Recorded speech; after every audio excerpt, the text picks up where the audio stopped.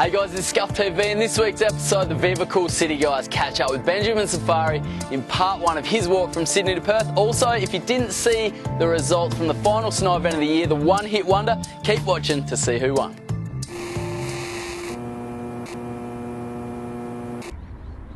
I'm David. Sometimes, and other times, I'm a different character altogether.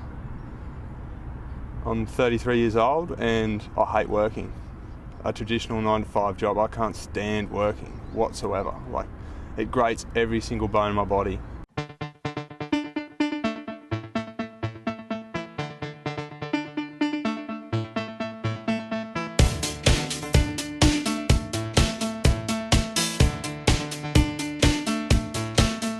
When I'm not working, I'll become a different character. Some sort of, I'd say almost like a superhero character.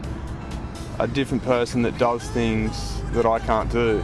Benjamin Safari, he just walks. He walks, he camps and he surfs. He's walked from the Queensland border to the Victorian border and made a film about it, Curious Safari. And now he's walking from Sydney to Perth. And he drags me along with him sometimes.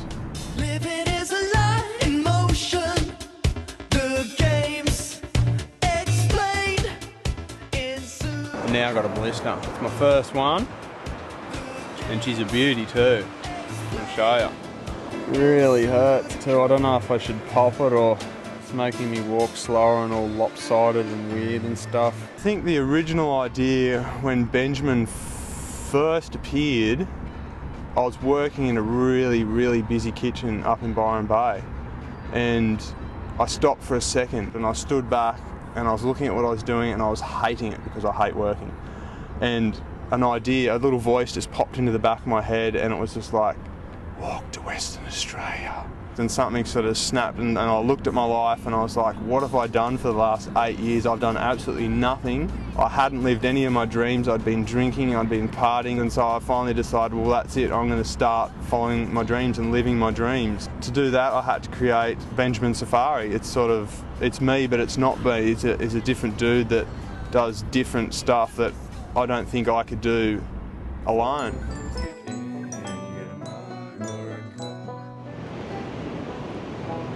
Commandeering dinghies across creeks and walking all day long definitely beats working, that's for sure.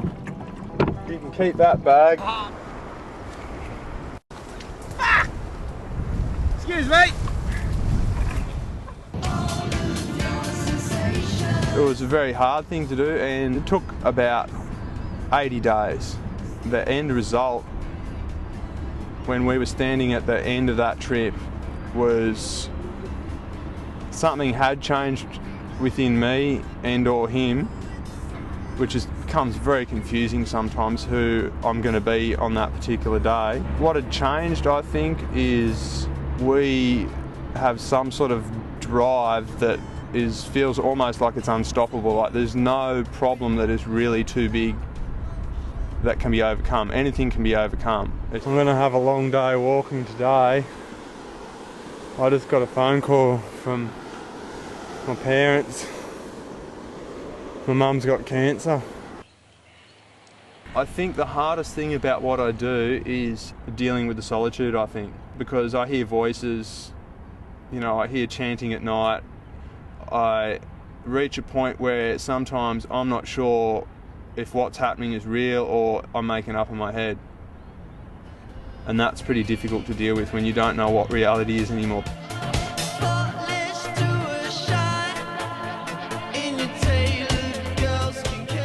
I think the highlight of doing this sort of thing is that point of tranquility that you reach sometimes, where it's not always what's surrounding you but just how you feel. Like you don't have to be anywhere by a certain time. You've got enough food and water for a week. It feels like you were meant to be in that place at that exact time doing exactly what you're doing.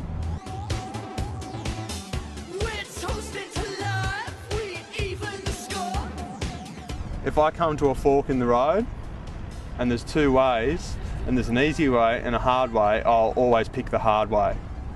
I don't know why that is.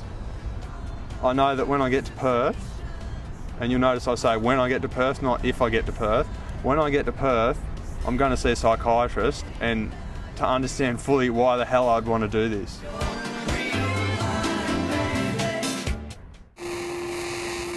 Let me introduce you to Australia's best skiers and snowboarders.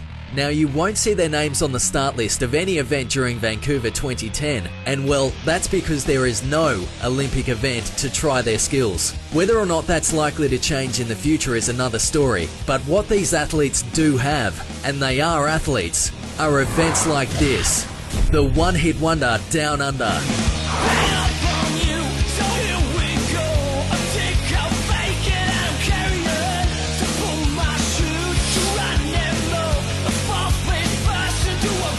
We've never really had an event like this in Australia before. The filming contest put up by Tim Myers. Skiers and snowboarders together is always fun and different. Really great jump built by Charles Beckinsale and Thredbo.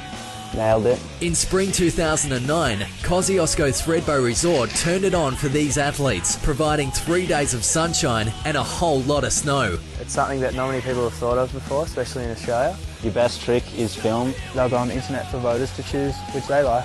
If I'm feeling good, then yeah, I'll definitely push it.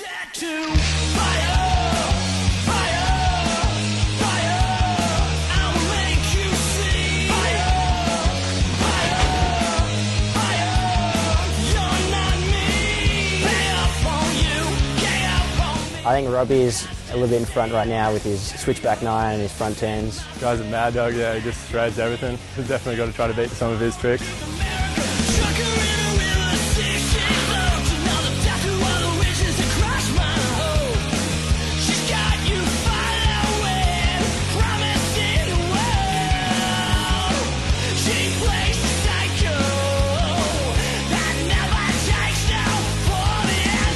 Pretty crazy stuff's going down already.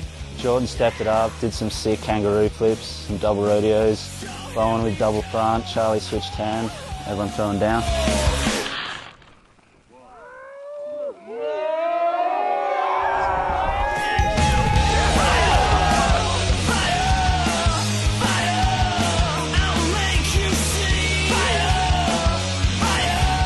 You've got to keep in mind that the voters aren't necessarily going to be looking for the same things that maybe a judge would be looking for.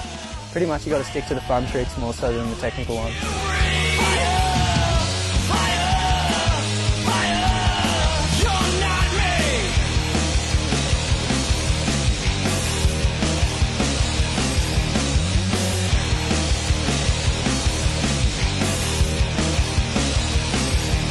After 3 weeks of online voting, the people's choice has been decided. Slovenian skier Bine had the one hit that the world liked the most, along with Aussie snowboarder Robbie Walker taking home the cash with his undeniably stylish 1080. There were some videos on a page and people just voted for us, and yeah, I guess I was lucky. So while the rest of Australia's winter sport athletes have their sights set on an Olympic podium, these guys are working towards progressing themselves and their sport to heights that the rest of us must simply see to believe.